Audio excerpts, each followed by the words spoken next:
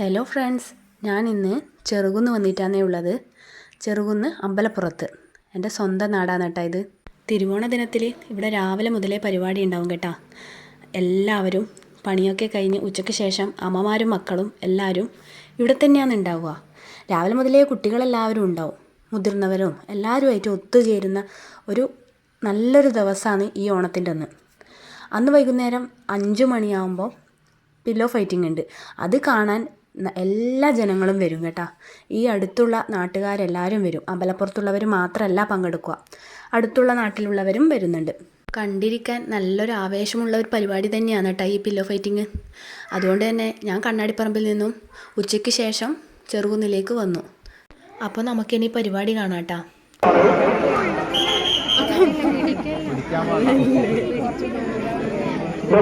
തീരുമാനം അന്തിമമായിരിക്കും.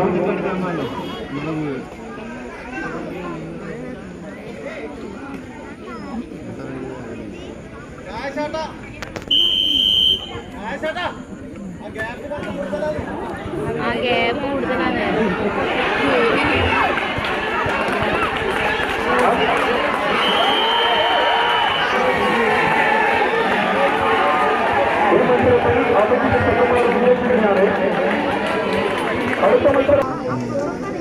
ഇവര് ഇപ്പഴത്തേത്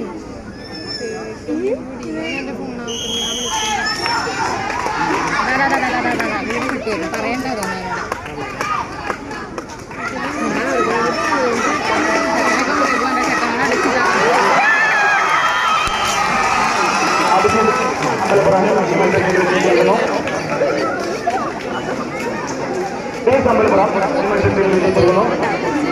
അടുത്ത മത്സരം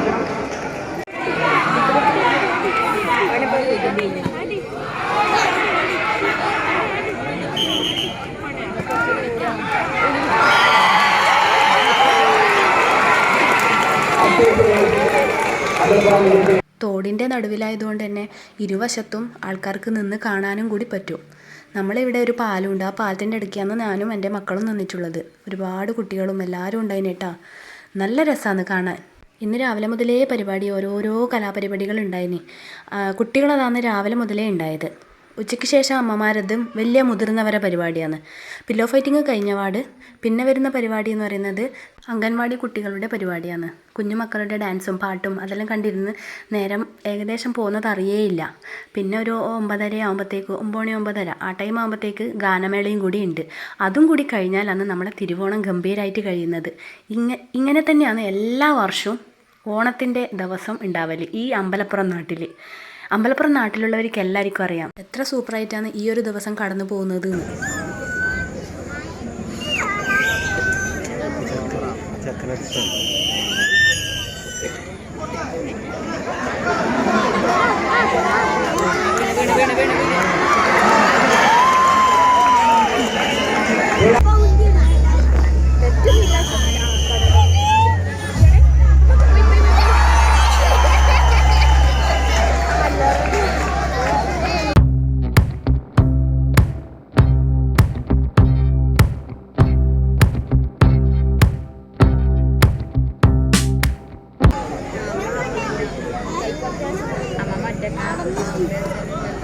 പോയി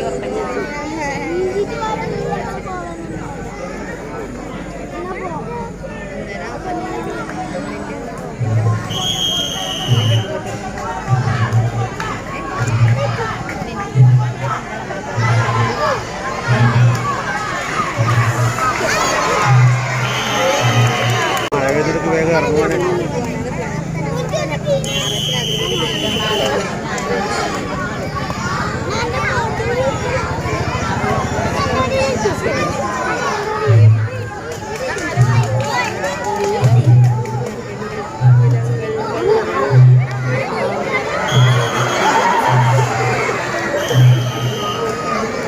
കളി രണ്ടാമത് മാറ്റി.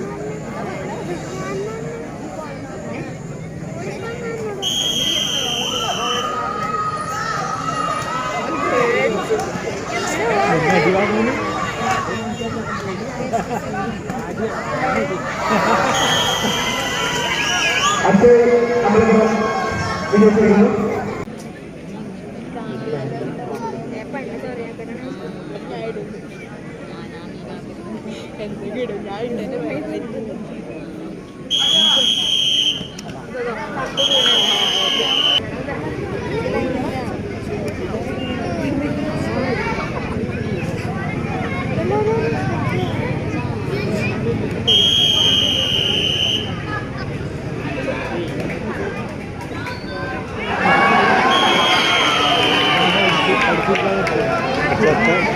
Ashwin M A വിജയിച്ചിരിക്കുന്നു.